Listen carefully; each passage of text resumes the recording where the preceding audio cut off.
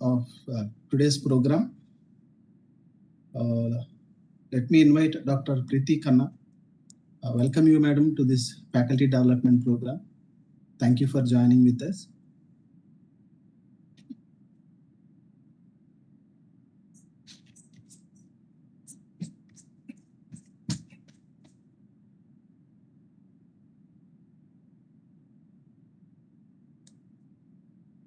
Ma'am, before entering into the session, let me take the privilege to introduce Dr. Preeti Khanna.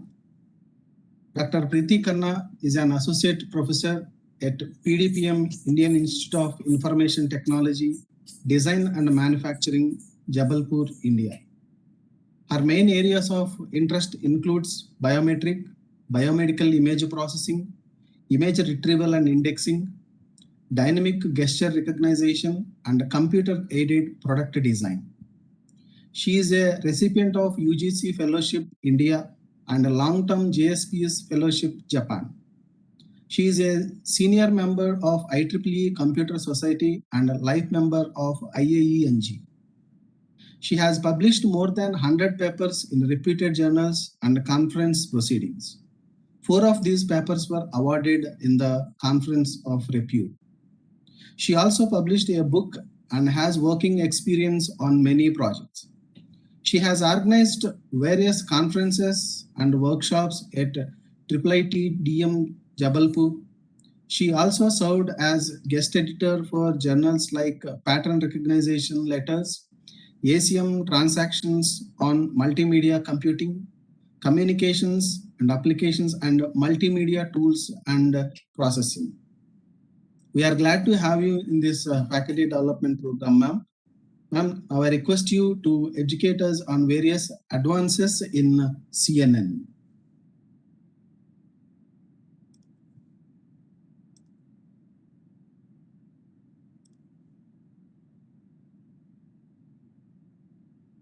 Ma'am, I hope you are muted, ma'am. Yeah, I'm sorry.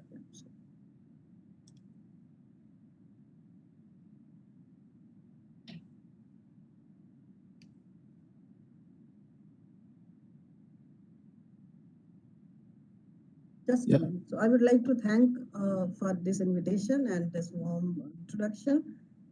Let me share this slide.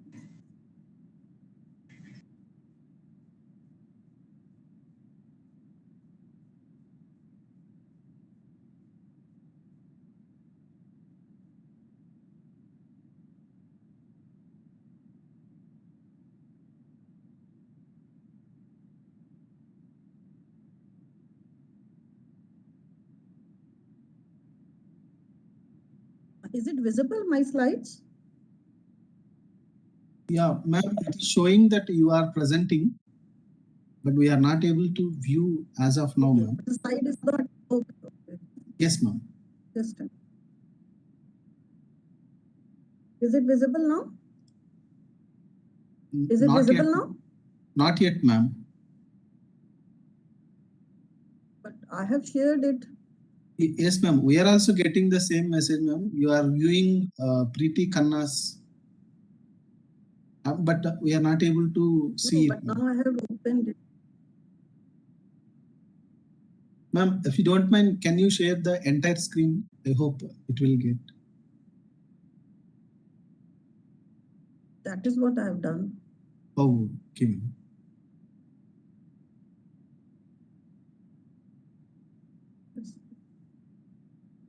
Ma'am, we are able to see your mouse pointer also, ma'am, but we are not able to see your content.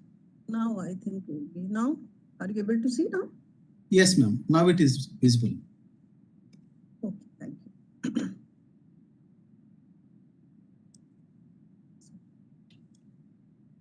Thank you so much. So it's a program on a very relevant topic in today's environment, that is applications of machine learning, because we are all living in that era, and so we must be aware of this, because this is having lot of avenues for young researchers to come forward. So as my research area is image processing and computer vision, So looking at the title of your workshop, I thought let me introduce you the application of machine learning for computer vision, and start it with the most amazing and most interesting problem in the computer vision. So I have taken it on the title slide. So object detection is actually one of the most interesting problem in computer vision, and especially once it is associated with self-driving cars, because the system which is blending the computer vision, lidar, and other technologies to generate the multi-dimensional representation of road. And also object recognition can be used in variety of ways. It is having multiple applications. For example, you can use it for surveillance, say crowd monitoring, to prevent terrorist attack, or you can even use it for a simple application like finding the interest of the customer in a shopping mall. Now, to understand object detection and its complexity, let's start with image classification as it is given here. Now, in this task, we have an image and we want to assign it to one of the many different categories, let us say cat, dog, car, etc., etc. So basically, we want to answer the question, what is in this picture? Right? Now, here, if you see the picture, we are considering only one category in it. Now, so let us move to the next level and try to locate where it is. So we'll try to locate our object in the picture. So the question now, my question is changing to what is it and where it is. So this task is called object localization. Now, so far so good, but in a real life scenario, we don't. We won't be interested in locating just one object, but in real life there will be many objects in one image. So again, if you take the example of self-driving cars, then we have to find out the location of other cars, traffic lights, signals, humans on the road, and in a real-time video. So in the real-time video, these are to be analyzed, and then we are supposed to take action on based on this. Because what happens in the vision, let's say on the road there is a paper ball or there is a paper bag. So once your car will be closer to it because of the wind, it may displace. But if it is a child, then the car has to stop. So in object detection, we are interested in finding all objects in an image and drawing so-called bounding boxes, as you can see here, these bounding boxes around them. Now, there are also some situations where we want to find exact boundaries of our objects in the process, which is called instance segmentation. So with this, I would like to start my presentation, and I would like to tell you, because I have never been associated with the institute before. So I would like to tell you about IIIT Jabalpur, because we are, in a different area, you can say. Then we are having a small image and vision engineering group at our institute. Then we'll start with the computer vision, its applications and challenges. Some challenges you must be getting from this introduction only. Then how machine learning is playing role in it, and then my discussion will be focusing on convolutional neural network. So, okay, so this is, so before coming to image and vision engineering lab, we are,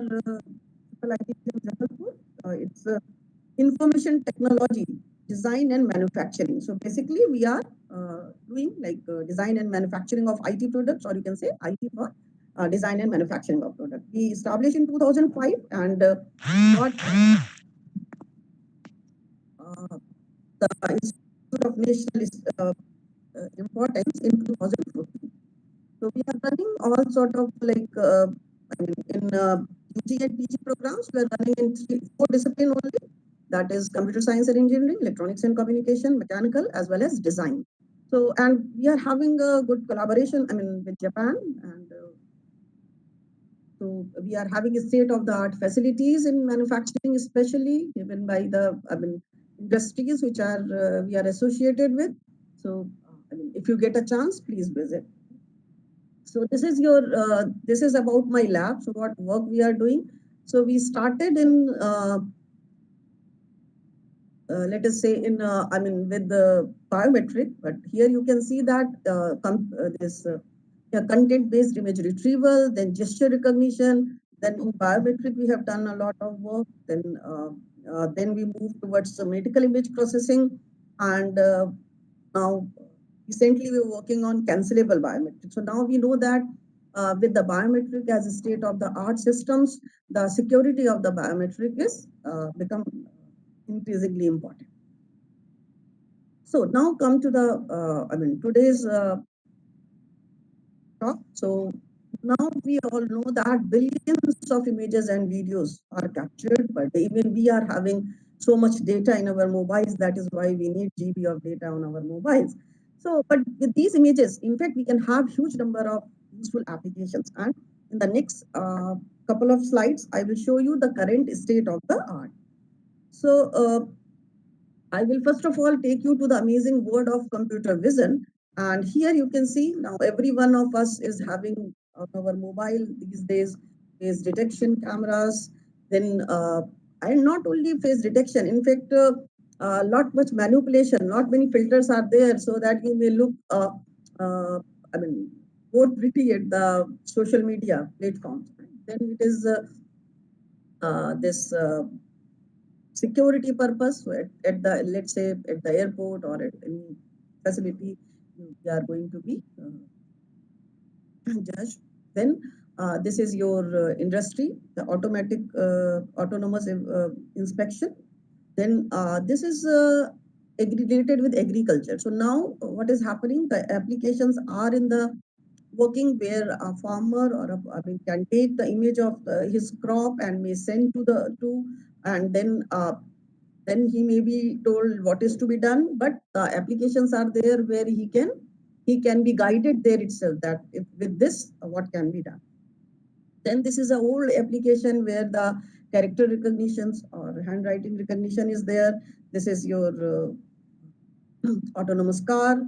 Then this is another application like in the area of medical image processing. I was seeing you are already having one lecture on that. So here in this picture, you can see that a girl is taking picture of her skin. So let me tell you that in Stanford, they have developed a system so that they can tell this about the skin cancer. So, and the good thing is that they have tested it and the system is found to be giving equivalent performance as the board certified dermatologist. So this is something, something good which is happening because now still we are having expertise. There is a scarcity. Then this is again, you can see that at a mall, or you can say the camera is there so that whatever you have purchased, that is going to be captured, and that is how your purchase may be billed to you. And here, this is, you can say that intelligent machines for doing various jobs. Now, this is not the end. These are just some applications. To tell you some more, you can see here this Mars Curiosity rover, which is, you can say this car-sized rover was designed to explore the Gale crater on Mars as a part of the NASA Mars laboratory. Then we are having Amazon picking challenge. And here now with the earlier, what happens, you must have seen these pictures that when one object is being taken from here and put to there. No, but now what is happening? The vision-based things are going on. So yesterday I was looking at, so at the Google, they are developing this thing so that not only that robot is picking, but it is picking the objects. Like here also you can see that the particular objects they are picking up. Then this is okay. So the delivery with the drone, and now the this VR and augmentation. Then here some more are there, and then this is, you can see that from the internet pictures, a dense 3D model is being created. And this is your motion capture, which we have witnessed in many movies, many and appreciated also. Google Form, My Form போணுமா? Now you can see that this picture researchers, this is what they are hoping for their children, that that their next generation will be using this, so that the child sees anything or a person sees anything on the and just taking a picture and you are getting the information about this, right? So that is the ultimate aim. But before moving towards other things, this example, this particular application is quite close to my heart. So I thought, let me tell you before moving. So now you can see that this is a cover of a magazine, that is National Geographic. And here on this magazine in 1985, there a picture was published. So by the photographer Steve McCurry. And then what happens later on in 2012, I believe. So he again took a picture. Now it is being said that the two pictures belong to the same person. So who is she? She is actually the Sharbat Gul. And this picture, the first picture was taken when she was 12 years old at some camp in Pakistan. And later on, the next picture in being captured when she was identified at a refugee camp in Afghanistan. So now the question comes that whether, I mean, taken by the same photographer, whether she is the same person. So now this person is identified and here by her iris pattern. So what happens is that their iris patterns, the iris recognition algorithms, they are being applied on the eye region and the photographs, one which was taken in 1984 and the other which was taken in 2002. I'm sorry. So the iris code was computed and the Hamming distance was being measured. So it was observed that in the Hamming distance was in left eye, it was 0.24 and the right eye, it was 0.31. And then it was observed that the odds of having the similar this thing, these iris pattern, that is 6 million to 1 in the right eye and 10 to the power 15 to the 1 for the left eye. So that is how the National Geographic magazine, they accepted that these two belongs to the same person and the picture is being printed. Now, how it helps? Now, immediately after that, lot of funding is being generated and a lot of efforts have been made for educating the women in there so that for the upliftment of the society. So there are many applications like this. Now, with this, let us move to the vision. So, it's computer vision. Basically, it is teaching computers to see. And what happens? It sounds very easy because we do it effortlessly, right? Since our childhood, when we have started, we even don't know how we have learned that. So now, if we see that, what is happening? So if you consider the two, human vision and the computer vision, so like what happens when we see something? So our eyes capture the light. Here you can see, and our visual cortex process it. And now, have you ever thought about how your eyes coordinate with your brain? So it is actually a million years genetically engineered and balanced pieces of a system because that is how we have evolved, which help us to do things as simple as finding, here you can say, the fruits in the pond. So, but what happens when we take pictures with camera? So we are just getting, so here here our sensing device, we need a camera, there it was an eye, and then here interpreting device was brain, and here this is your computer. Now, so what we get just a bunch of colored dots, right? Colored dots, which we call pixels. So now we want to make a computer understand images. So for us, it is like we say we are doing it effortlessly, so it should be easy. But what happens? It is, let us see why it is not easy or what is the issue in that. Now, if you look at this picture, so what we are trying to say that every image is actually telling a story. Now, if you look at this picture, then for I mean, you can see various I mean person here, the instrument here. So okay, so let us say we have identified your object recognition algorithm or your object recognition method, so that you are identified, okay, this object detection is done and the person A is there who is carrying 3 bags, person B is there, then I mean person C is there who is playing a chord, right? There is a bench like 3D model, right? So what else? Like this is what is the state of the art, right? Now we are able to detect the objects. But what we would like to infer here, we are not only happy with this information that the person bags bench, but we also want to know that whether this person B who is looking at person C will put money into person C's tip bag or not. So this type of information we want. So can we get this information like from the pictures? Let us see. So when we talk about, so this was our goal, right? This is the goal of the computer vision, that we want to perceive the story behind the picture. Now, if you look at this picture, this is a famous picture from Paris where this got derailed. And but if we look at the what computer has, right? Computer just has these numbers.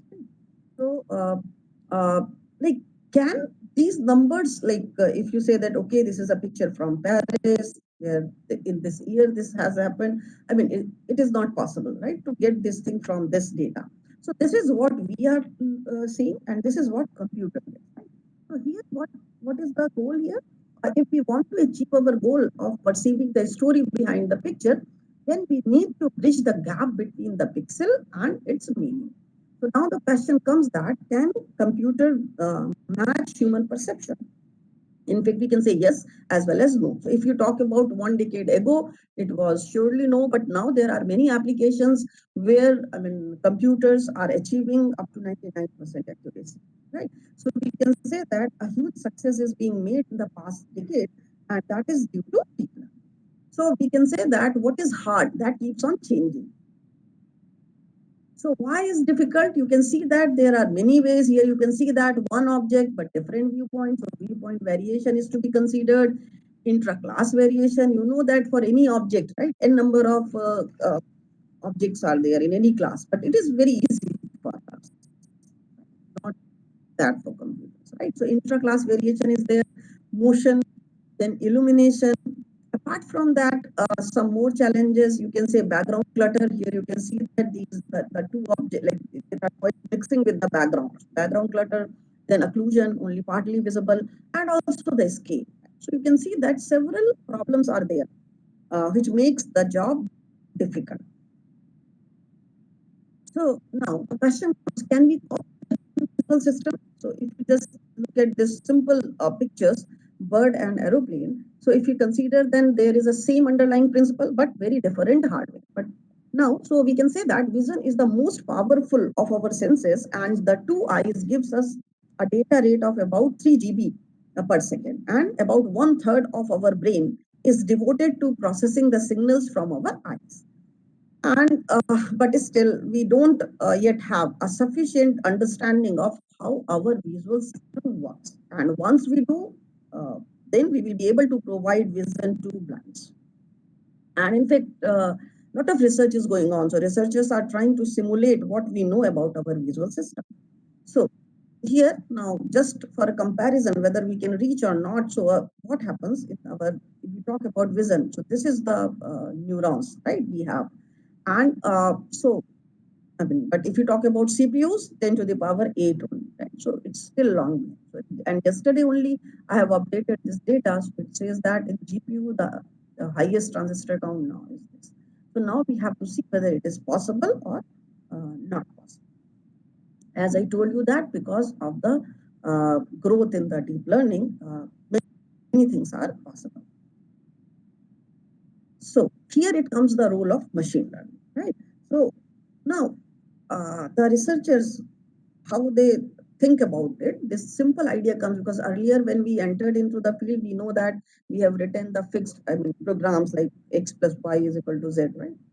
Now, later on, what happened? We realized that we are all learning things, right? So, how do we learn? We learn best by learning by examples. So, the idea comes that why not our computers may learn with these examples, right? So, that is how machine learning came into the picture.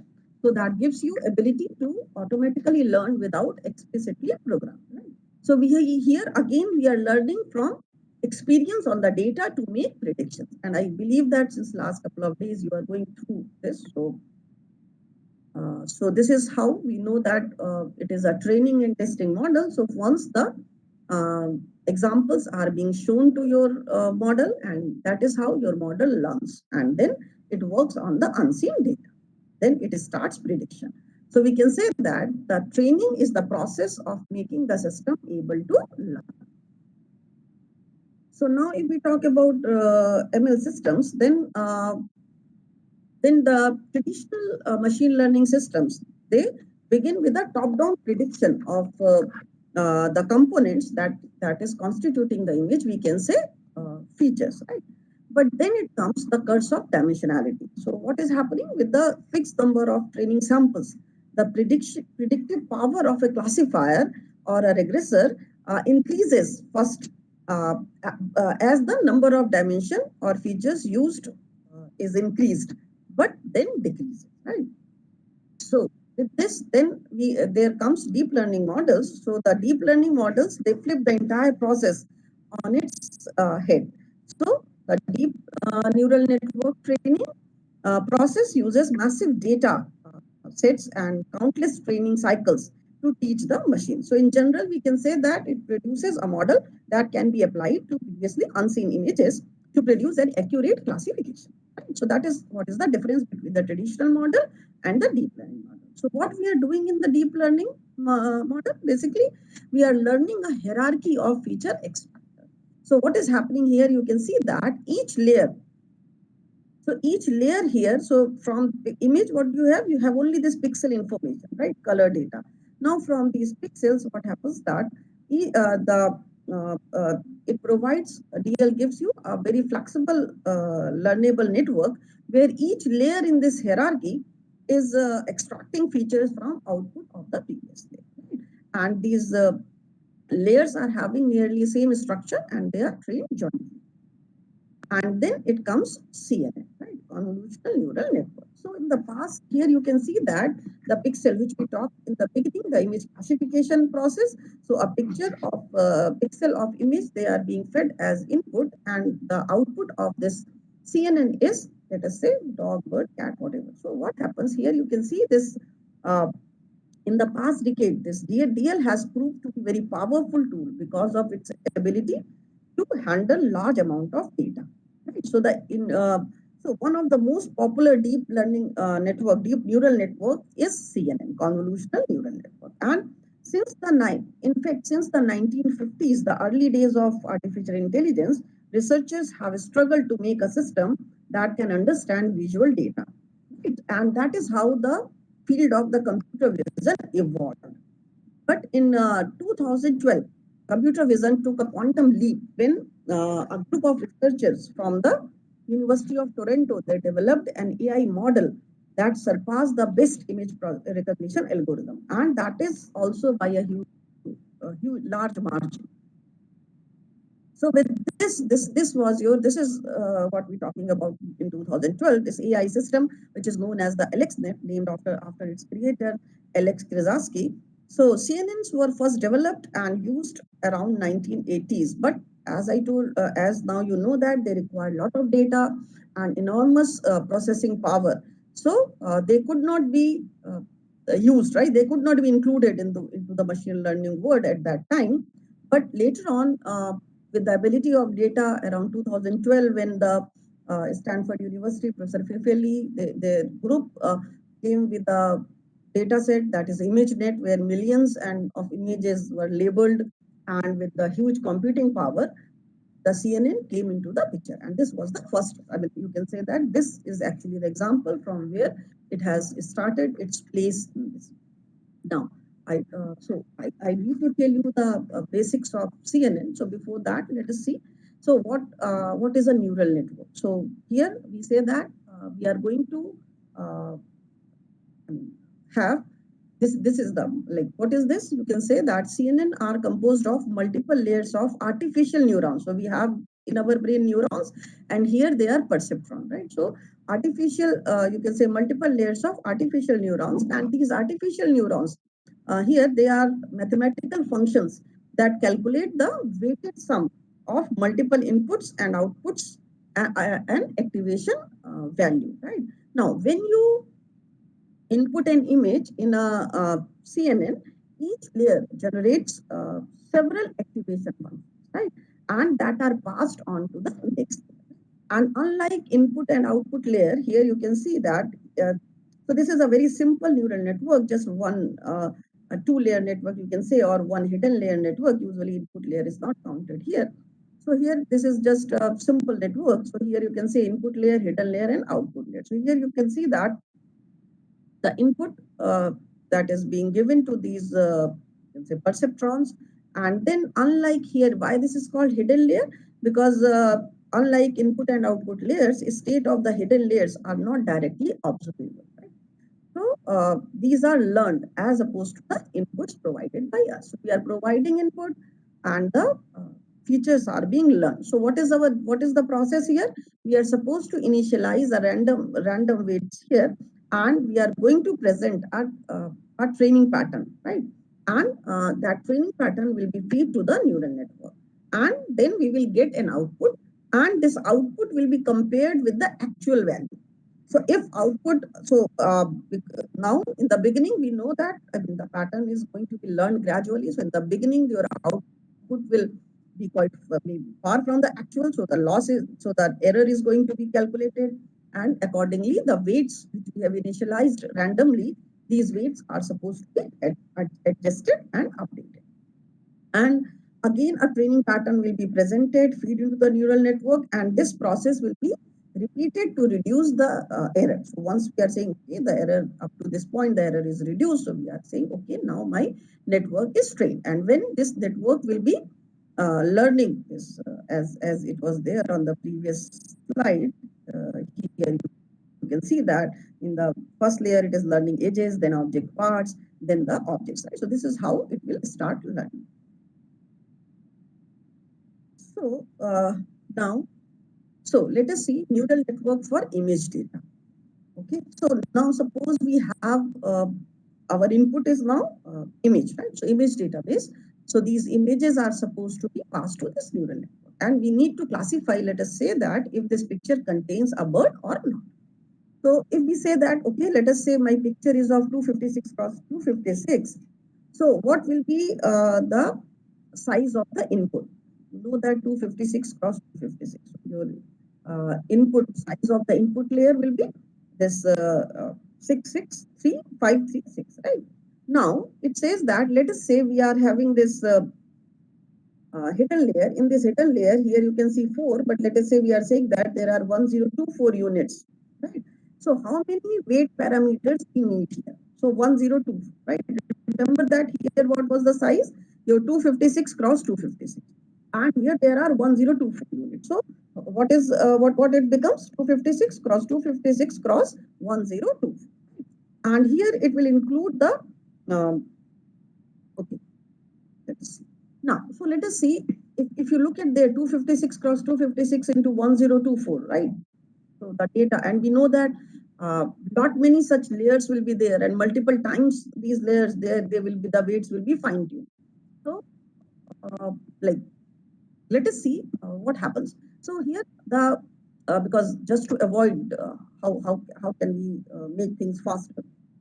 So if we look at the image data, then these are, let us say, these are the pixel values of a block of an image, right? Now, when we will observe it, then we know that this is a high dimensional data, but later on we can identify that here there are some redundancies, right? So this data is having redundancies, then this data is also having pattern. So those patterns are what we wish to. So the main question is that if you just consider, because they see the input, every input is given to every this perceptron in this hidden layer. So you can see that lot many connections, right? This is a fully connected network. So now the question comes: can we have a smaller network? That is what is happening in CNN. So the question comes: do we need all the edges in this fully connected model, right? Or we can have and also when we say about weights, so can some of the weights be shared, right? So this is the question which are being answered in the CNN. So CNN are just neural networks with 3D activations and weight sharing, right? So weights are being shared, and we will not be having this fully connected model. So let us see if we go for image understanding, then patterns. If you see the image, in an image, there are patterns which are much smaller as compared to image size. So if you take this example that, let us say we are having an eye detector filter for images. So that is a small as compared to this picture. So it means that a small pattern detector can be used in place of the entire weight parameter matrix. Right? So there is no need to go for the entire weight parameter matrix. Use a small pattern detector. Now, then what happens? It is also observed that some patterns can be at different positions in the image, the same pattern. For example, again, if we take previous this eyes, right? So eyes are present at different positions there. So it means that the same pattern detectors, once we have this eye detector, now no matter how many pair of eyes, right? How many eyes are present in the picture, we will be able to get them, right? How? So the same pattern detector can be moved around and detect eyes at different positions. So with this, we come with the CNN that, so we know that we are going to make use of parameter sharing. And here when we say small pattern detector, those small pattern detector are called filters. And these filters are used to convolve over the entire image. And how, so what we are doing in CNN, we are actually learning these pattern detectors. We are learning these filters. So these filters are learned through the neural network training in the same way as it is done in the fully connected. And just like we were having in the earlier neural network, we were having hidden layers. We will be having here convolution layers, right? So convolution layers. And to handle this large size of image data, the pooling layers are introduced. So all layers are, so that is how it works. Let us see how this works. So if we talk about the convolutional layer, then it has a number of filters that perform the convolution operation. So here you can say, take just example of your eye detector. So you can see this eye detector. This is a filter. This is your input image. Now this filter, okay, if there is eye present here, so that is how, or this filter is going to produce a response here.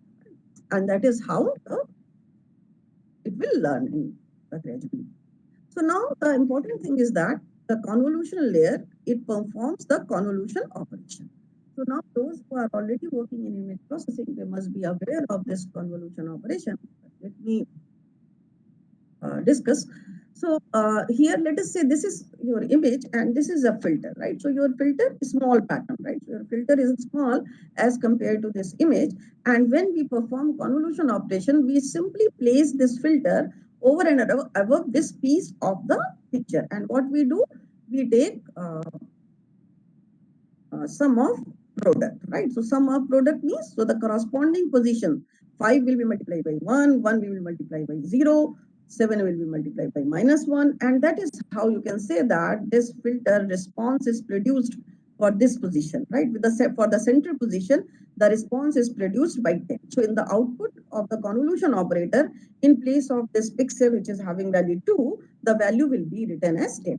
Now what happens, as we know that this pattern is going to be moved, right? So now we will move this filter and again we will do the sum of product, and this time this value 5 will be replaced by value -17. So the corresponding, again you can check also the corresponding values, the corresponding coefficients, they are going to be multiplied and added, and that is how the response is being produced. Similarly here, that process will continue. So this one row, then it will go one pixel down. Again, it will start from here. That is right. And so the process will continue till the entire image is covered. So, but if we talk about the images, if you, I mean, the images are having 3 channels: red, green, and blue. So when we talk about images, color image, red, blue, and green channels, it means that every channel is going to be convolved with the filters, right? So you can see that these 3 channels are there, and accordingly we will be having filters. So because this is, you can say that my data is 3D, so my filter is also a 3D. So now, if you look at this convolution layer, then let us say this is your image, that is 32 cross 32 cross 3. 3 is for R, G, and B. Now this is your filter, that is a small pattern, 5 cross 5 cross 3. Remember, I mean, if you are having this 5 cross 5 filter, you need to have the full depth. So the depth is 3 here. So here also the filter depth will also be 3. Now what we'll do that, we are again, as I have explained you the process. So we'll convolve the filter with the image, that is So we will slide the filter over the image and compute the dot. So here, as I told you, the filters will always be extended to the full depth of the input one. So when you will do it, let us say for this position, so this will give you one number, right? So when you are going to multiply, so this is your filter coefficient, let us say multiply and then adding, and here there comes a new term that is, you can say, bias. So bias is actually used to, it allows to shift your activation function to the left or right depending upon the, I mean, regardless of your input. So that is how bias is there. And so this will give you, when you are going to apply it, this is going to give you one number, right? So, and this process will be continued for all the pixels in this image, right? And this number, this is actually a hidden neuron in the next layer. So let us see, this is your input. Now this thing, now this gives you the one neuron in the hidden layer, right? Now, so we can say that convolutional layer actually gives you 3D activations. How? Because you know that your data is actually 3 channels are there, right? So when you are saying not only X, but 1, 2, and 3, right? So red, green, and blue. So that is how you are going to get the output neuron, right? So that is how you get the output. So that is, you can say that it is sum over the 3 axis. Okay, so this gives you one hidden neuron. Similarly, what happens that you will be using another filter. So another filter that will give you another response, and that is how you are going to get here these 2 output neurons, right? So one generated for, let us say, filter number 1, the second generated with the filter number 2, and similarly, what happens that the depth will vary, right? So we want to use n number of filters. So depending upon those filters, those many response will be produced. So here you can see that this is your depth damage. So it means that 5 filters you are using. So all 5 filters are, let us say, this 5 cross 5 cross 3. So we can keep on adding more number of filters there, right? So this will ultimately be arranged in a form of, we can say that each neuron has its own 3D filter and its own scalar bias. So that is what we have done. So own 3D filter and own bias. So each neuron is having. Now this process is repeated across the input. Here we have shown it for one pixel, right? So where the center pixel here, where you are placing that filter, right? So you are getting this value. Now this filter will be placed on each and every pixel here, right? And that is how all the these values will be generated. Now here, how we can say that, what do we mean by weight sharing? Now this is, which is being done in the, we don't need all those many weights, right? Here weight sharing is being done because now you can see that this 5 cross 5 cross 3, these filter weights, they are shared, right? So if you are placing your filter here, then also the same coefficients will be used. So the same weights, right? So the same filter, each filter shares the same weights, right? Now here you can see this thing clearly. So you can see that all the pixel values, they are arranged in the form of a column array. So what happens here? Like so these 3 coefficients, then these okay. So let us say, because your filter is, let us say, 3 cross 3. So this is how these pixels are going to be involved. And then when you are moving your filter, then again the same weights, because the filter coefficients are same. So again you can see the next number. So this is how you can match with the colors. They are going to get the same filter weight, right? So that is what we mean by the weight sharing. Now again come back in convolutional layer. So with weight sharing, this is called convolution, right? So here we are having, you are having this D sets of weights. So basically we are saying that filters. So each filter we are saying one set of weights, right? So here we are using D sets, so D filters. So when we are doing this weight sharing, then this is called a locally connected link. So now what happens? Again, let us see, we are using n number of filters, or D depth, we said D filters. Here you can say that this in the output volume. So this is going to produce just one output, right? Now when this filter is moved, so all those outputs, right? So they will form one output of one filter, right? So one set of weights will give you one slice in this output, right? So let us say if you are using D different filters, so you are going to get these slices here, right? So first slice. So in practice, convolutional network, they use many filters, right? 64, I mean, that is very common. So here we can say that these weights are 4-dimensional. How? Output depth, input depth, kernel height, and kernel width. So here now what happens? Not only convolution, because we know that how our brain works, so how neurons are being activated. So here also we are supposed to use an activation function. So whatever is the output, here convolution output that is we are going to perform, then we are going to make use of the activation functions, right? So CNN is what? Basically sequence of convolutional layers interspersed with activation functions, right? So here you can see that convolution layer plus ReLU activation function. This is your ReLU activation, right? So for these values of X, output is 0, but for these values of X, output is same. So there are, when you go through the literature, there are many activation functions, but this is one of the most common activation function, ReLU, right? So the output will be, because we know that the neuron, it is not like a linear output, right? So non-linear thing is being introduced with the help of activation map. So the convolution, whatever is produced, that is being passed to this activation function, and that output is being given to the other layer. So here you can see that you can what is there in this 3D cube. So we can see, let us say in this example, this is your image, and these are the 32 filters, right? And each of these filter is of size 5 cross 5 cross 3. Now this filter. This filter will give you one depth slice, right? So 32 slices we are going to have. So the first filter will give you first slice, second filter, second slice, third filter, third slice, and that is how these slices are being arranged, and you will get the output volume. So here you can see that first filter, this first one, then second, fourth one, then this is, you can say, the last one. So that is how you are getting this output volume. So here you can see that one filter is, or you can say one depth slice or activation map, you can say. Now, if you just look at this here, these filters output, so you can say that some of the filters, they are detecting almost same patterns, right? It means that the number of filters can be extra and can lead to redundant information also.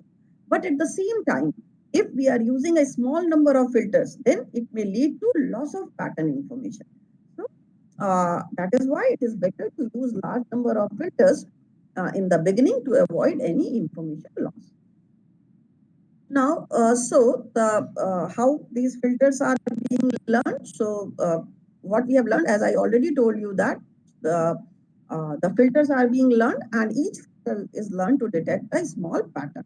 And these filters, so what happens in the beginning, as I told you, in the neural network, weights are initialized randomly. So in the beginning, the filter values are chosen randomly, and gradually these values are updated to learn a pattern, right? So this is how what happens. So just you can see that image, this is your filter, you are convolving this and getting the feature map, right? So one set of weights give you one slice in the output. Now second set of weights give you another. Like this is how you can get the activation maps, right? So by using different number of filters. So here you are using 6 filters, so you are getting 6 activation maps. Now you can get the demo of this at the Stanford. Nice demo is there, so I request you to see those. Now what happens? Have you noticed here one thing that what is happening here? Your image was of size 32 cross. Okay, first of all, let us see stripe. Okay, now what happens during convolution? When you are, let us say this is your 3 cross 3 filter, so the weights are being put upon this, and that is how this moves. Right? Now, what happens when your bits are sliding and generating output? Then what happens here? At each position, we are doing a 3D sum. Remember, right? Because RG and D3 channels are there. So at each position, we are going to do the 3D sum, and then the bias is there, right? Now, here what happens, we just saw in the previous example, we have moved it one position forward, right? But what happens, we can also convolve with stride, right? So that, let us say stride is, we are taking as 2. Now what happens that it is moving 2 position forward, right? Earlier it was moving 1 position, now it is moving 2 position forward, like this. So we can notice that, let us say in this picture, so if it was 2, then okay. If it is 3, then what happens ultimately? If you are increasing stride, what will happen? The filter will not be able to cover all the inputs, right? And the output is also half the size of the input. Here you can see this is your output, and sorry, this is your input and this is your output, right? So output becomes smaller and smaller. So here you can see that this convolutional layers and image dimension, what is the relation?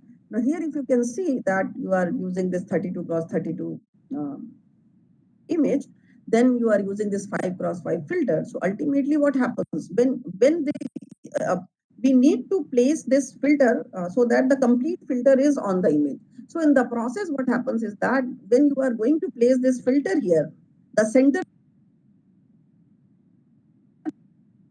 from here, right? Similarly, when you will go here, then when the last 2 pixels remain, we can't place filter there because then the filter moves out of the image, right?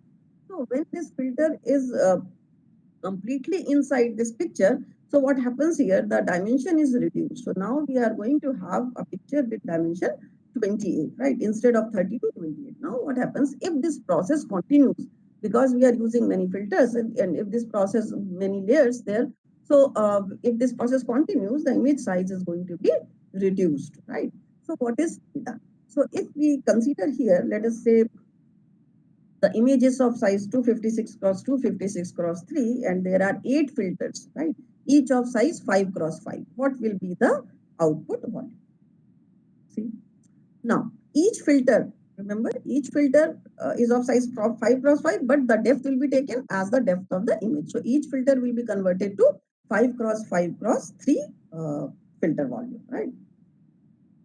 And then it will be convolved to each block of this size 5 cross 5 cross 3 in the image, and it will give you just one output value. So whole computation, whole convolution process with one filter will give you a layer of size 5 cross 5 is there. So let us say 2 and 2, 4, right? So 4 from both the sides and up and down. So the size of the image reduces out from 256 cross 256. Now your image is of 252 cross 250. Okay. So when so now my so if we are in this we are using 8 filters. So my final output volume will be 252 cross 252 cross 8. So from 256 to 250. So now let us see how this convolution and this output dimension is related. So let us say this is your picture size, that is your n cross n, and this is your filter size, that is f. Now, what will be your output size? So if you are keeping stride as 1, so next will be 1 pixel forward, right? So in fact, what happens that with this notation, with this understanding, we can simply have a this relationship, right, between the size of the filter, size of the image, stride, and what is the output volume we will get, right? So let us say if picture size is okay 7 cross 7, filter is 3 cross 3, and stride is 1, what will be the one? You can check from this that okay, if the stride is 1, then what is happening? This 7 minus 3 by 1 plus 1, so the size will be 5 cross 5. If we are taking stride as 2, then what happens? This 7 minus 3 by 2 plus 1. So that is 3. So you can see that the stride is increasing and the size of the output is decreasing. Now here we are, as I told you that we will be having many layers, right? Not one layer. So here you can see that here this is one layer of 6 filters, convolution layer, and using radio activation function. So your image converts to from 32 to cross 32 to 28 cross 28. And then again we are using these filters. Now here you remember this thing. See, the filter depth and the input depth should be matching. So here your input was of depth 3. So your filters were of size this 5 cross 5 cross 3. Now So now your output is 28 cross 2 into 6 because each of these 6 filter will give you one slice. So next time what is happening? Next time your filter will be 5 cross 5 cross 6 because now the depth is 6. Okay. So that is how. So when this again your size is going to be reduced and this is going on as you are using more number of layers. So what to be done? Because we cannot, I mean, afford like the sizes because as I told you, many layers you are going to be using. So the solution is zero padding. So in commonly what we do, this zero padding is used to control the dimension reduction. So here what happens, let us say when you are taking filter 3 cross 3, so the last pixel was not participating, last input pixel was not participating, corner one. So what will do? You increase one layer of 0, right? So this is zero padding. So when it will be 5 cross 5, then 2 layers of 0, like that. So, okay, so this is a simple example. When your input image is of size 7 cross 7, your filter is size 3 cross 3, and one is height is 1, and you are adding it with 1 pixel, what will be your output? So you can, I mean, because time is less, can have this as simple as we have discussed. So suppose your input volume is 64 cross 64 cross 3, and then you are applying 10 filters of size 5 cross 5. Padding is 2, and so because 5 cross 5, so padding will be 2, right? And your is 5 is 1. Then what will be the output volume? So what will be the output volume? That is your, you can calculate, that is your 64 minus 5 plus 2 cross 2 divided by 1 plus 1, that is your 64, right? And what is the number of parameters? That is 5 cross 5 cross 3 plus, remember, one bias term was also there, right? So 76 parameters. So how many parameters are required to be learned? If there are these 10 filters, so 76 into 10, that is 760. So that is how you can understand your convolutional neural network, right? So with this help, what happens that you can always, this formula is simple to derive with this discussion so that you can have this, right, this, know the relationship between input and output volume. Now let us see, because we are talking about that in the convolutional neural network, it is not fully connected, right? So what does it mean?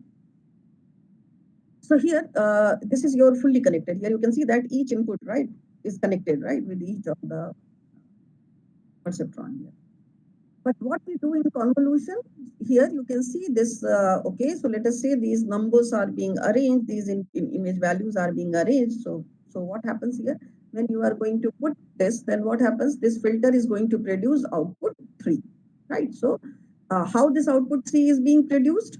These weights and using these values, right, which I have told you earlier also. Now when this, so here we can say that this, this is this output that is connected to only 9 inputs, right? It is not connected to each and every input like it was there here, right? Each and every input, right? But it is only connected to this 9 inputs. Similarly, when you go for next, so because this is connected, it is not fully connected, so that is why there are fewer number of parameters, right? Similarly, so when this goes, then that is how, so you can say that this is how, because same filter coefficient we are using, so this is how the weights are being. This was, and so this is reducing parameters further. So one advantage we are getting, that not fully connected, another is shared. So that is how the parameters are being reduced. So as a whole picture, you can say that the picture is there, convolution layer with activation, and pooling layers are being introduced here. Now you say that, so, and these convolution and pooling layers and can repeat many times, and at the end there is a fully connected, right? The data is flattened, and finally we are having a fully connected forward network. What do you mean by pooling layers? Because so what happens? We need to because when your image is of large size, then we need to compress so that the input and output volumes of between different convolution layers may be. So just give me 2 to 3 minutes. So pooling layers actually helps us making representation smaller, and so that our output volume becomes easy. So here you can say that this is your pooling layer. So it is, you can say that like downsampling. So this was your one slice, this 224 cross 224 to 64, when you are doing this pooling, then this becomes half of it, right?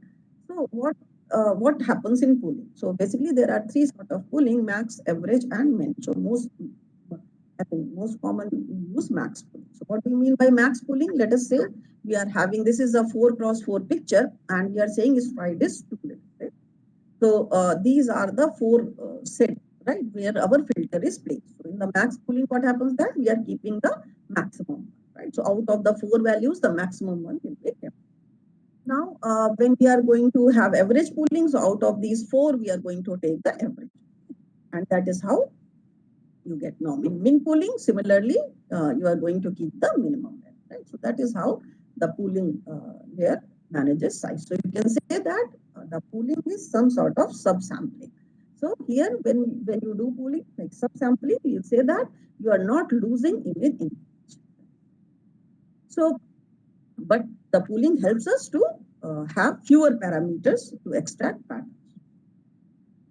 So now with this, we have come to a generic CNN architecture. So here you can see that convolutional layers are there. And so when you do this max pooling, then a subsampled image generated. Again, you will apply convolutional layer with a activation function, then max pooling again, and these may be repeated. And at the end, fully connected network, and that is how it gives you the classification.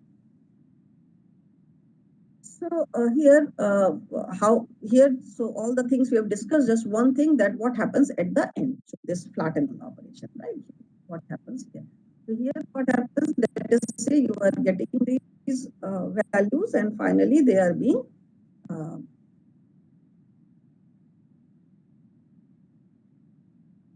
so finally, so it is being flattened here, and then these values are passed to the, like here you can see all these values. Okay, they are passed to the connected feedforward network. So this is another example. Here you can see that this is your image, and here this is your convolutional network.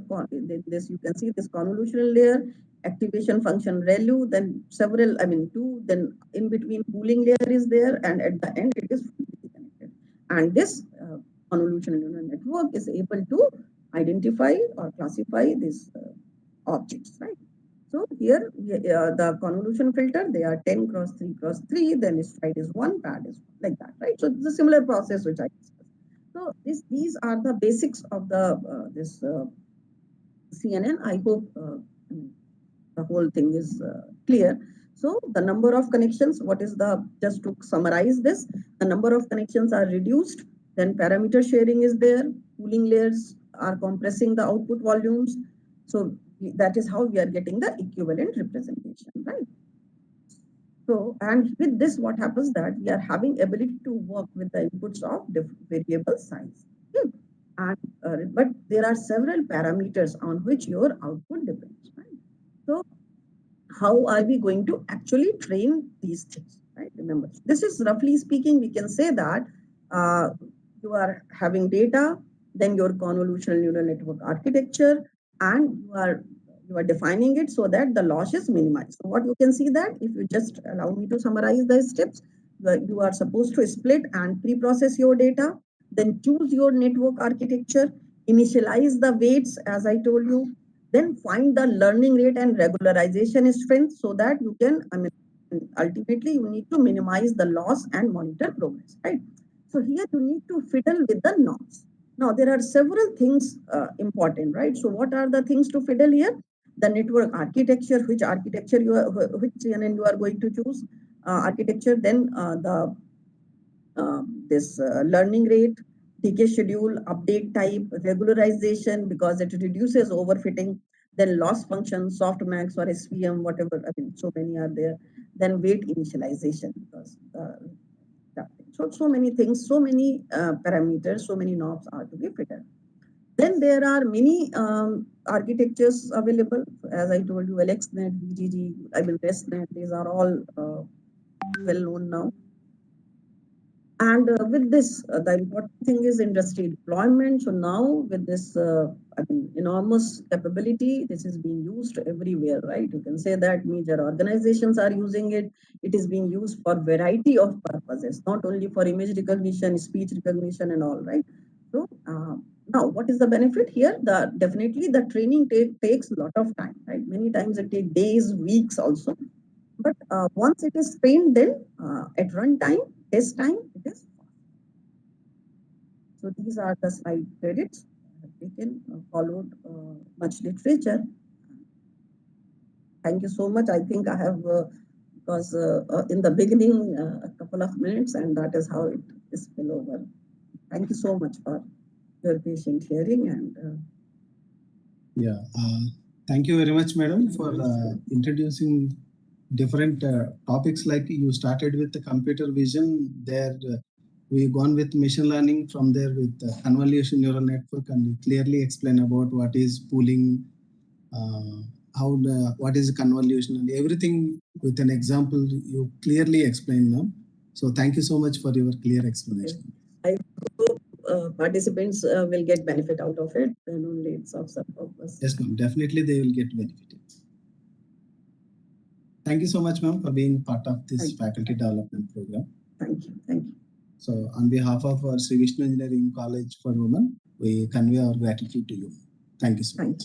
Thank you so much.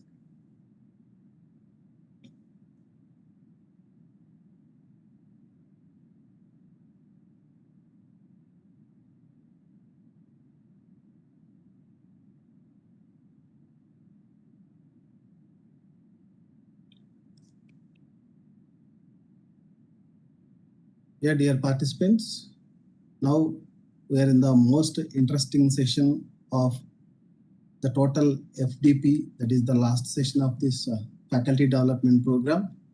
I'd like to invite Dr. Sirisha R. Ma'am, on behalf of Sri Vishnu Engineering College for Women, we welcome you to this faculty development program, madam.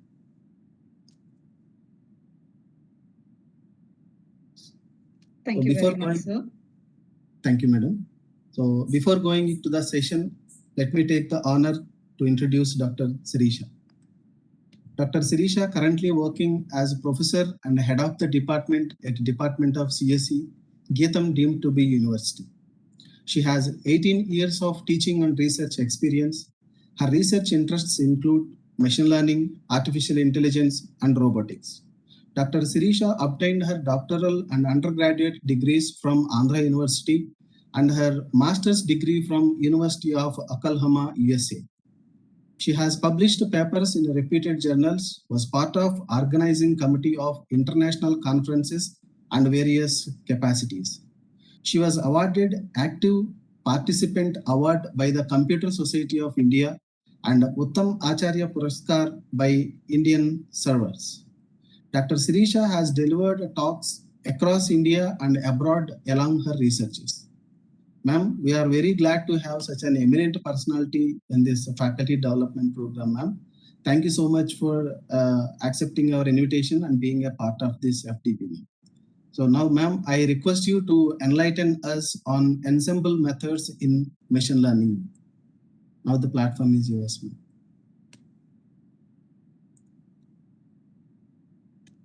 Thank you so much, Sunil sir, for your introduction. I don't really deserve so much. Hello, one and all. This is Sirisha. I've been listening to a wonderful lecture by Dr. Priti Khanna about deep learning, especially about convolutional neural networks. Now, I don't know, as an anticlimax, I would like to go back to the basics of machine learning. And today I would like to share with you how the ensemble methods have, put together several models which, with their own problems, to obtain a very close to perfection combined model. So I would like to discuss some of my experiences here with you and different ensembling techniques that can be used whenever you are employing machine learning for classification or regression approaches.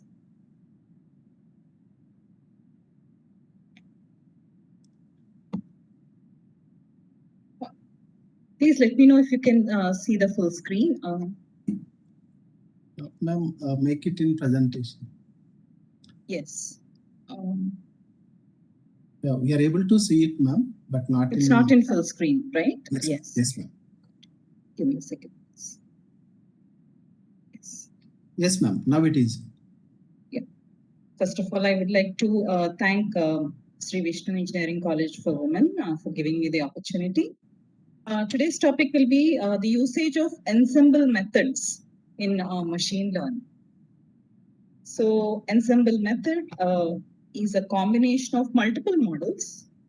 Usually, many of you who are practicing in machine learning must have observed that each of the models have their own flaws. There is no one perfect model that fits for our problem. So a good solution would be to tweak the model a bit for the model to work for our problem. Whenever we are, making fine-tuning the model to fit our problem, we have the issues of bias and variance. So as we change the model, fine-tune the model a bit, we are hiking up the bias that is associated with the model, thereby increasing the variance of the model, the range of values that the model can return for a particular application. So the model becomes very unreliable whenever we are feeding it different kinds of data, different kinds of data from the same application. So one very simple solution is to use ensemble methods. And what first drew me to these ensemble methods is the very basic principle of machine learning called Occam's razor. I'm sure most of you have heard of this. So when in doubt, always go to the simplest method. So in ensemble methods, what we do is we consider the set of models which are possible solutions for the given problem. And then we combine the predictions of all these models to get a combined result from this model. So there are different approaches in the ensemble model. So in ensemble model, because it is very hard to rely on a single model to give a result, because each of the models come with their own drawbacks, it is always best to judge the result through a combination of models. So the ensemble methods, I want to tell you that the ensemble methods that I'm going to discuss so far are applicable for the classification as well as regression applications. So whenever we are using classification approaches, then the predictions of all the models, like the model A, B, and C here, the mean of all the majority vote among all these models is taken as the combined prediction of the ensemble. If you are going with the regression problem, where you're supposed to predict a continuous value from a learned model, then the vote is obtained by applying mean of all the predictions from these different models, A, B, or C. So whatever approaches that I'm going to discuss from now on, they are applicable for the classification as well as regression problems. So the ensemble model, as I mentioned, is a very simple model. And when we discuss, people who don't already know will agree that it's a simple solution to many problems. So back in 1785, Marquis de Condorcet has decided that whenever we are trying to reach the solution, we must always adapt the wisdom of the crowd than giving out our judgment based on the thought process of a single person. So he has based the model initially. He has actually proposed a mathematical model which is based on majority voting in the jury system. So in the court of law, we have this jury system where a majority vote of the jury will decide whether the person in doubt has actually should be actually incarcerated or not. So this is how his model goes. So as now each of the voters' probability here, we can think of each voter as a machine learning model. So as we keep adding each of the voters' probability, then adding all positive probabilities will only increase the decision, the final decision. So on the other hand, if the good decision does not have the majority vote, let us say the probability is less than 50%, then adding a sequence of under 50% probability will lead you to a probability much lesser than 50%. So this has been the original contributor. He has been the original contributor to the machine learning ensemble problem. Ahead. Yes.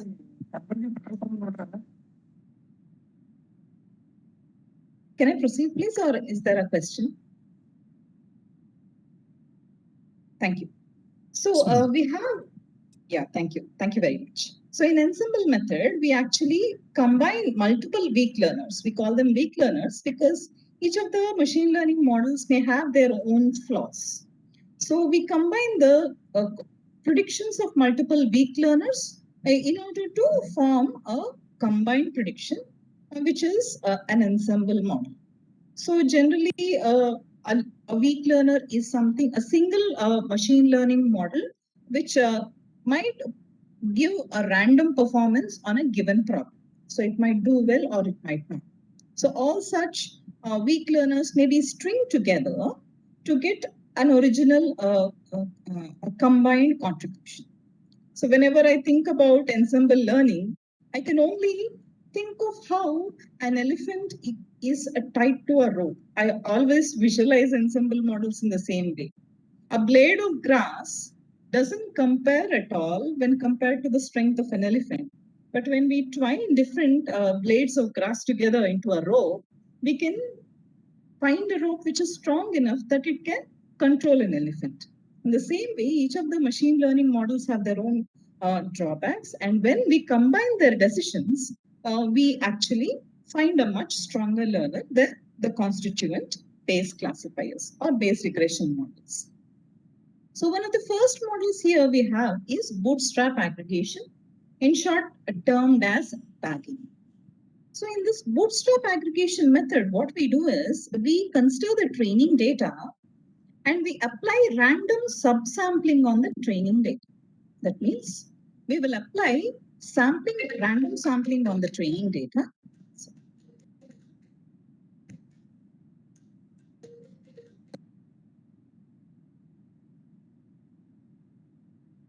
Sorry about that. So we apply random sampling on the training data with replacement. So a part of it will be obtained as a subset of the original data set. And we keep applying a random subsampling with replacement. So whenever we draw out a given training sample, it is always possible for the training sample to make an appearance later on. We do not constrain it later on in future. So once a set of data models, data subsets are formed, we feed each of these data subsets to one of these models.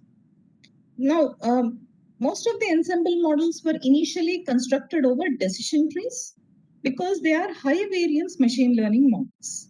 Whenever we consider decision trees are very simple way.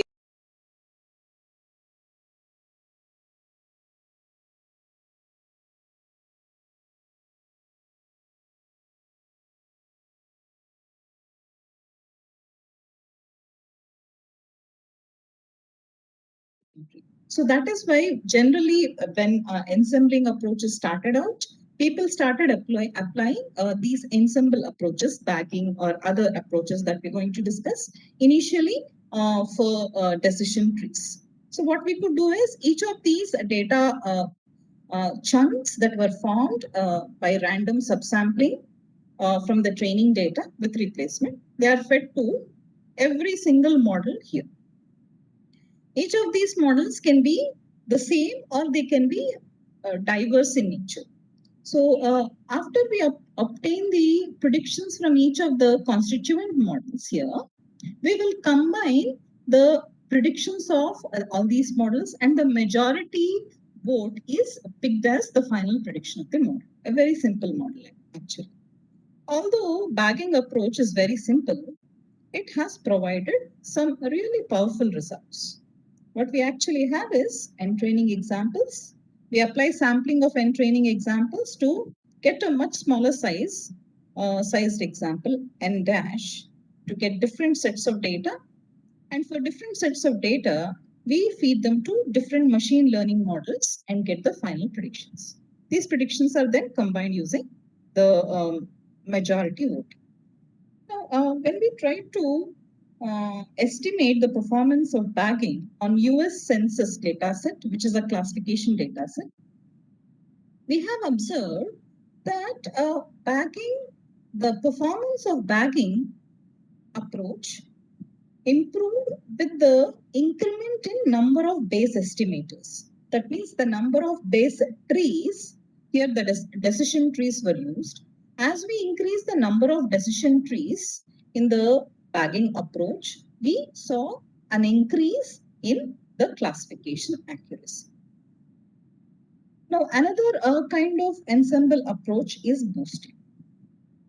As opposed to bagging approach, which is a parallel approach, boosting is generally a sequential approach.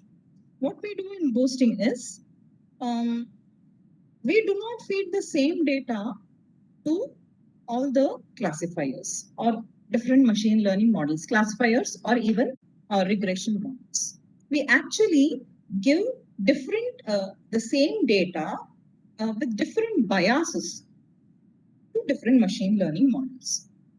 So what we do is, first the data set is fed into the first classification model.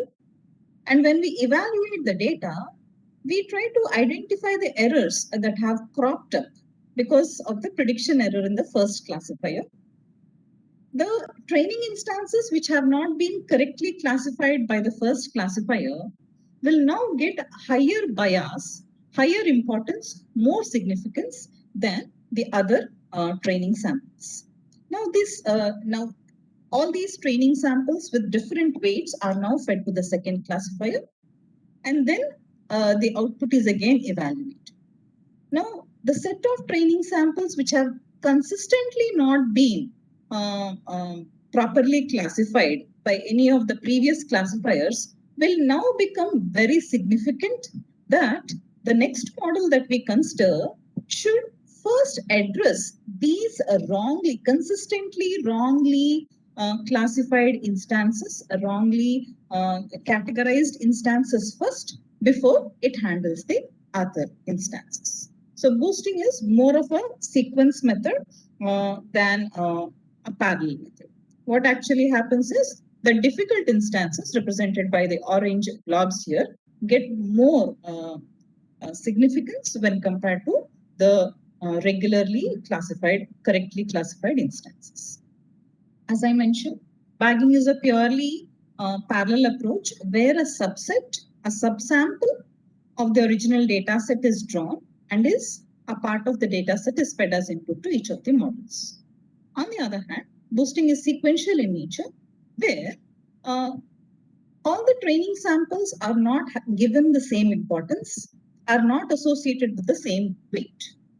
So the training samples which are not correctly classified by any of the previous models will be having a larger significance when compared with other training samples. So they are sequentially routed through a series of machine learning models, and ultimately the latter machine learning model has to deal with the wrongly classified training samples before it tackles the normal training samples.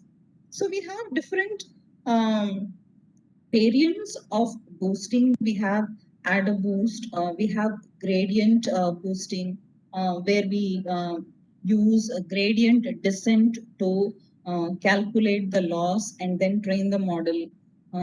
We have a stochastic gradient boosting, where we use stochastic gradient descent for the case of non-convex problems, where there can be occurrence of multiple local minima. Then you can go with a stochastic gradient descent based boosting. and there are other variants also. So here are some popular types of boosting algorithms. When it comes to regression problems, we have two popular boosting algorithms, L2 boosting and gradient boosting. This is how the loss function is calculated, where y is the actual value, actual class label, and fx is the predicted class label. In case of classification, AdaBoost and LogicBoost continue to be more popular variants. Here for AdaBoost, we will be using exponential loss for the loss function, whereas for LogicBoost, we use the logistic loss. Now, random forest is a step ahead. Good evening, ma'am. Over, yes, sir. Sorry to interrupt Yes, sir. you in between, ma'am. Madam, in the previous slide, you have mentioned that error with respect to Yes. regression and classification problem. For accuracy, for both regression and classification problem is one matrix, ma'am. Classification matrix, evaluation matrix. Can we Yes. measure accuracy is one evaluation matrix for both regression and classification problem, madam? No, we cannot use accuracy for the regression problem, sir. Generally, for regression problem is used to predict the value of a continuous variable. So, in continuous variable, you cannot say whether the value is a hit or a miss. It is whether the value is a match or a no match when you compare y with fx. So, generally, for regression problems, we use sum of squared errors, SSE, RSE, and such measures to calculate the efficiency of regression algorithms. When we are considering classification algorithms, we use metrics which are based on confusion matrix. Matrix. Yes. So we can use accuracy, precision, recall, F1 score, and other such metrics. Now, one question here, in some literatures I have gone through, and it is mentioned that homogeneous ensembling model and another one is heterogeneous ensembling model. So actually, what is the difference, madam? When we can say it is a heterogeneous ensembling model, when we can say homogeneous ensembling model?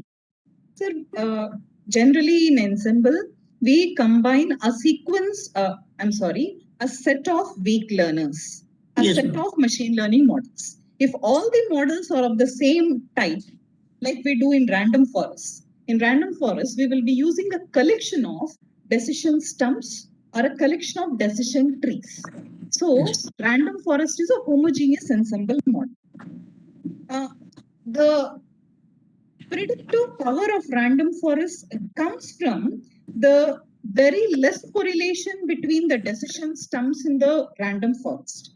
However, when we are talking about ensemble models, it is always best to use hybrid ensemble models so that we can draw out the goodness of all the multiple weak learners. Each of them have their own advantages. I would prefer hybrid ensemble models. On the other hand, I also, yes, please. Madam, if my best classifiers, base layer classifiers, if the combination of gradient boosting and random forest and another maybe extreme gradient boosting, then we can say it is heterogeneous, ma'am. Sure. You mean to say that you want to construct an ensemble with gradient boosting, random forest, and something else? Yes, ma'am. The base layers having a combination of these models and the gradient boosting and extreme gradient boosting and random forest. So can we this combination of model to be called as heterogeneous model? You could term it as a heterogeneous model. When we are putting together a set of unrelated base learners or weak learners, you term it as hybrid ensemble. When the underlying weak learners we are using are all of the same type, we term them as a homogeneous ensemble, sir. Yes. Madam, that bootstrapping cart we can use also base layer classifier, madam. Sir? Bootstrapping cart classification and regression tree. Yes, you can apply bagging over cart trees, definitely. That is under bagging criteria, madam. That bootstrapping cart. CART is a decision tree based algorithm, sir. Yes. You can combine multiple CART decision trees using bagging approach. It is possible. Okay, ma'am. Thank you, ma'am. Thank you so much. Thank you very much. Thank you. So let's get to random forest, which is a step ahead over bagging algorithm. In bagging algorithm, what we do is when we perform the sampling, we are actually taking a subset of the original data set. We are actually taking a sample of the subset, but we have nothing to do with the features of the data set. As Mr. Santosh sir has pointed out, sometimes the hybrid ensembles deliver more performance when compared with homogeneous ensembles. So to bring out the diverseness in random forest is actually a collection of decision stumps, or you can call it as a collection of decision trees. Now, for all the decision trees to have their own mark and to be as unique as possible when compared with other decision trees, what we do is not only do we subsample on the rows, on the instances, we also try and subsample on the features, the columns or the attributes. So random forest is a step up over bagging, that we are subsampling not only on the instances but also on the feature set. So what we do is we first split the training data into set of random subsets. So same feature as we do in the bagging approach. Then what we do is we try to randomly select subset of features, subset of K subset of features from the entire feature set. These K subsets that are formulated, they are given to each of the decision trees, and their predictions are then combined using majority voting to give the final prediction. So in spite of the simplicity of random forest, this randomly selecting the features or randomly selecting K feature subsets from the data set renders the data given to all the decision trees to be different. So although all the underlying decision trees or decision stumps are different, are one and the same, because we are feeding different kind of data, the correlation between the output of the first decision tree to the second and the other decision trees is very, very less. That is what makes this random forest, in spite of using a common underlying base learner, to be very diverse. And that is attributing to the powerful performance of random forest. So what actually random forest does is it tries to provide a leaf node for each of the training example, in the sense that we are randomly subsampling from the original data set. As a just not that, we are also randomly subsampling from the feature set to make each of the data set feeding to the individual decision trees to be unique. That is what makes all the predictions of all the underlying decision trees to be uncorrelated to each other, and that is attributing to the diversity of the overall random forest. So what we do is we apply auto bag validation. So if this were our training data set represented in terms of features F1, F2, F3, and F4, and our data set is comprised of training instances X1 through X4. So every time we can create we have a data set here. Every time we can pick a portion of the data set. Like in this case, for the first training sample, we would like to pick only the second and the fourth feature. For the second training instance, we would like to pick out the second as well as the third feature and not the first and second.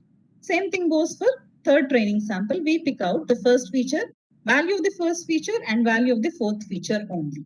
The other are going to be none. And in the fourth training sample, we are going to pick out the value of the first feature and value of the third feature. Using that, we will create different subsets from the same training data set.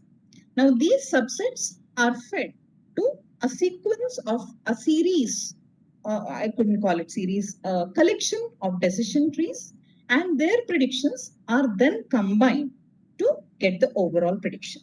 Now, this estimation is known as out of bag estimation or out of bag error, because every feature, every training instance will get enough recognition.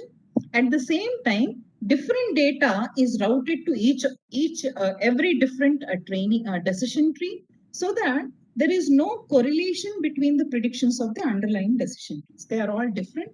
They all have different predictive power. So that is why the diversity of the random forest increases in spite of using a common decision tree as base. So this is about random forest. So ultimately, after we get the predictions from each of these decision trees, which are predicted bootstraps, not only over the rows, but also over the features. And when we get the predictions, we combine these predictions, apply simple majority voting to get the final prediction. So that is about random forest. Just wanted to discuss one use case that we have done using Ensemble. Although we did not use bagging and random forest, we have gone ahead and used a variant of boosting. So what we did is we have trained an ensemble of pre-trained residual attention networks using gradient boosting for detection of COVID-19 from the X-rays. So when we applied an ensemble of residual attention networks, although it took a little more time than individual single learners, it took a little more time than single learners, we observed that ensemble model has given better result in terms of accuracy, in terms of F1 score and other metrics when compared with other popular single learners. So here I'll just quickly present our work. So we have taken COVID X-ray images from this data source. Ultimately, the X-rays were based on the posterior anterior images of the lungs.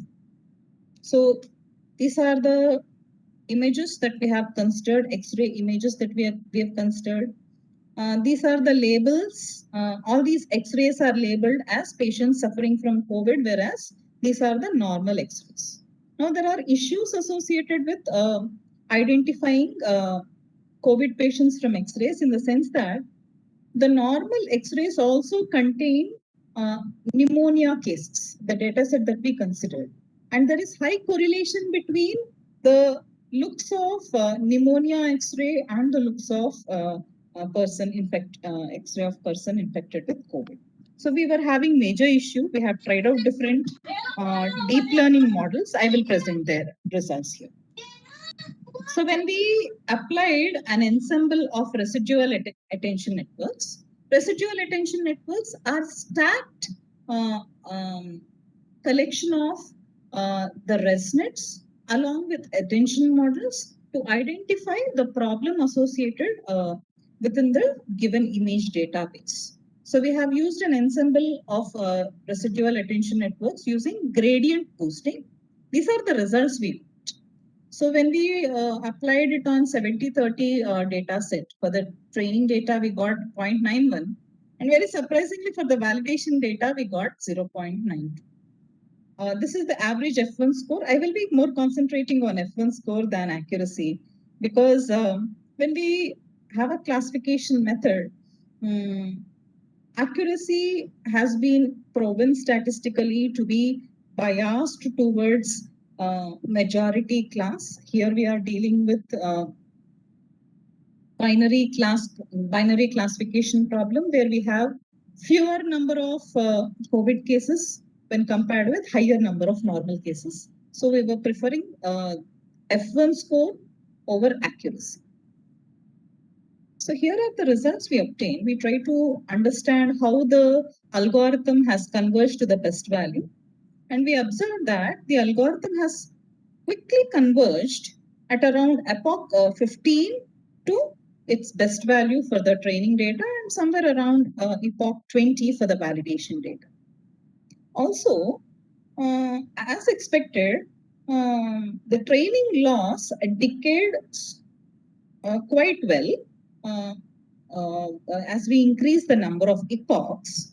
But when we considered the validation data, which was quite different from the data considered for training, there was a huge spike in the validation data initially, but residual attention networks were quick to learn, and somewhere around epoch 30, they have the loss has dropped to its minimum, and it continued to be good as we increase the number of epochs. So we have tried comparing our value with other popular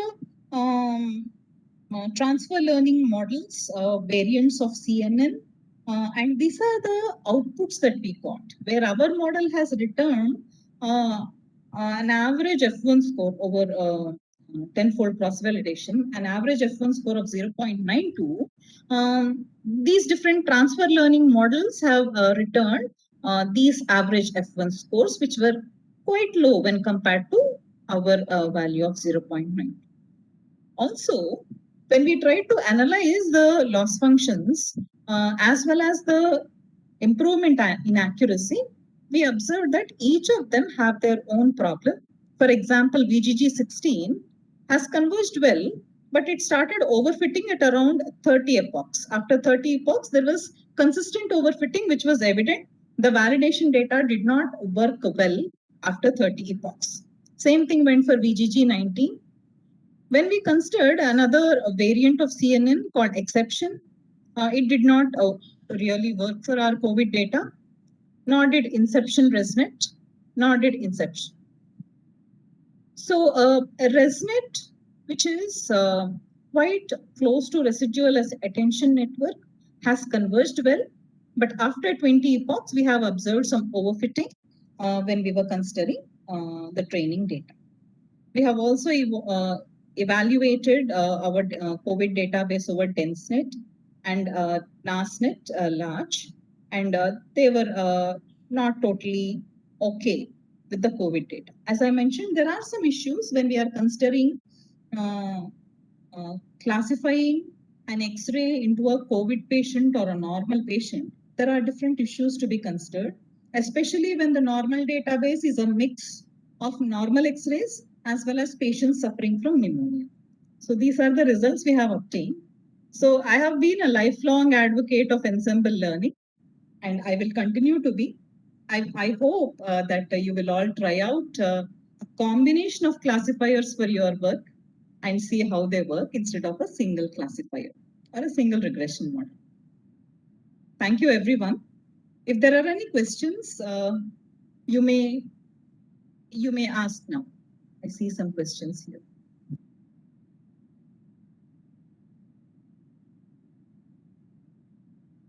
Could somebody direct me towards the questions, please? Yes, the chat. Yes, ma'am. Yeah, the first question, ma'am. What about features? So we have retained all the features. We did not remove any of the features like we do for error correcting output coding kind of ensembling approach, or we did not remove any features like we do for random forest kind of output. We have only used boosting, and we have considered all the features for the model. We have used residual attention network, so we did not have a separate approach for feature extraction. Feature extraction was common. Yes, ma'am. Swarupa, ma'am, please. Hello. Good afternoon, madam. Hello, ma'am. Dr. Good Prashant. afternoon, madam. Good Yes, afternoon. ma'am. Good afternoon. Can we apply transfer learning methods, madam, on these ensemble models? You can definitely try it out, ma'am. We have tried out all these models for performance comparison, but you can check the suitability of different transfer learning models like AlexNet, let us say GoogleNet, and there are number of transfer learning models available these days. So you can use a mix of all these, and you can also try whether you use it as a bagging approach or boosting approach. There are other methods which suggest a combination of both bagging and boosting also. So the world is yours. You definitely can do that. What is Yeah. the size of the Thank data you. set? How many images are COVID specific? Yes, sure, sir. Atul Bhargav. Please give me a Yeah, second. Dr. I'm Sunil. trying to answer. Sure, please go ahead, sir. I'm holding. So I'm trying to answer a question asked by the participant about the size of the data set we have considered. This is the size of the data set we have considered, sir. We have extracted a total of 239 images. Because we are using ensembling, these were enough for us.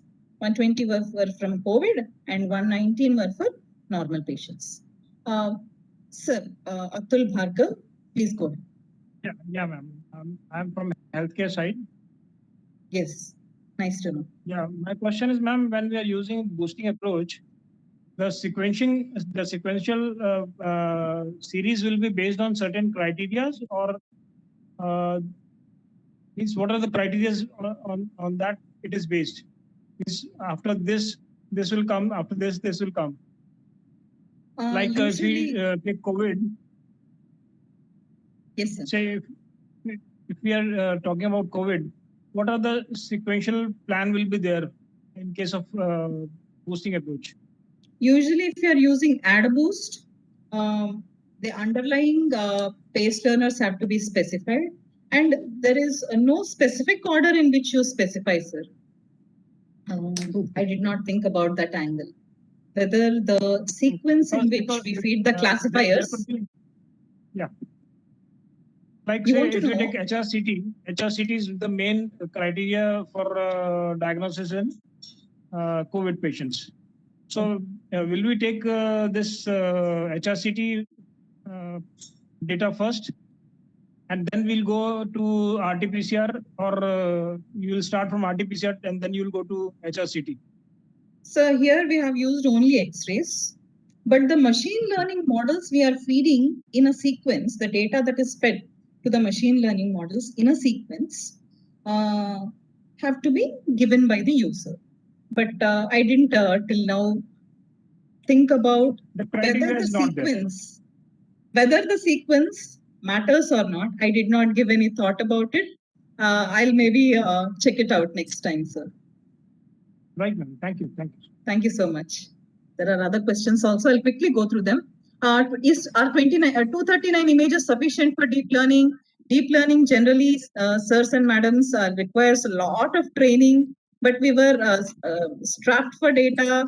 We tried over the internet. We didn't want to mix heterogeneous sources to get enough data. We have taken data from only one source. That is why we had to make do with only 239 images. But the more the size of the data set, the better it is going to be. Excuse me, ma'am. Sure, ma'am. Dr. Smita Rani, please. Yes, ma'am. Good evening, ma'am. Ma'am, actually, one question I have. Which model will be better? Actually, homogeneous ensembling model or heterogeneous ensembling model? And where actually we will apply, actually, how we will know that actually where we have to apply the heterogeneous and when we have to apply the homogeneous ensembling model? Madam, first of all, the success of ensemble approach is based on the different kind of data that is fed to each of the base learners. If you observe in bagging, we are taking a subset of the data set and feeding to each of the weak learners. If you are considering boosting, then the same training data is fed to a series of classifiers. The weights of the training instances are changing with time. The wrongly classified instances weight is increased, whereas the rightly classified instances weight is slowly decayed. So in that case also, the kind of training data that is fed to the classifiers is different. Even if you consider bagging, even if you consider boosting. If you consider random forests, here I did not have the time to include ECOC. You can also explore ECOC, where we try to give a code matrix for what kind of data must be fed to what kind of classifier. That apart, even if you consider random forest, in random forest we have it is a homogeneous ensembling algorithm, but we make sure that random subsampling happens not only at the row level, the training instances, but also happens with the features. So we randomly pick a subset of features every time. So that also adds to the diversity of the data set. So although we are using the same decision trees throughout, the kind of data that is fed is different for all the underlying decision trees.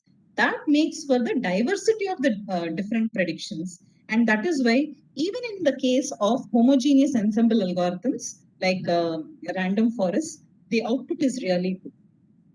You should try both. I will not choose a side here. I am for ensembling, whether it is homogeneous or Okay, heterogeneous. okay, ma'am. Thank you, ma'am. Thank you, ma'am. Good evening, madam. Hello, ma'am. I am Sivaram. Yes, ma'am. Hello, Hello, sir. madam. I am Sivaram.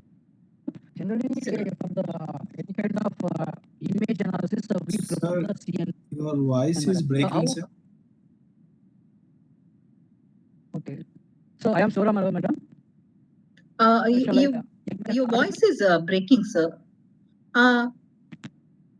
Let's Madam, Can you post it in the chat box, please? generally for the image. Okay. Sir, try to post your query in the chat box, sir, so that madam can Yeah, answer. Ma'am, we have one more question in the chat box, ma'am. Is Yes, this sir. model directly available or we need to implement them?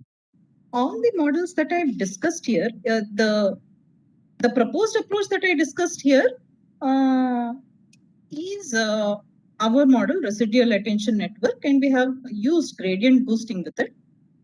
But all these other models that I've discussed here, they are all available over the net. Their implementations are available with TensorFlow. You can definitely use them. TensorFlow with Keras. Ma'am, one more question. Is that data set available online? Yes, the data set is available online. This is where we have sourced our data set.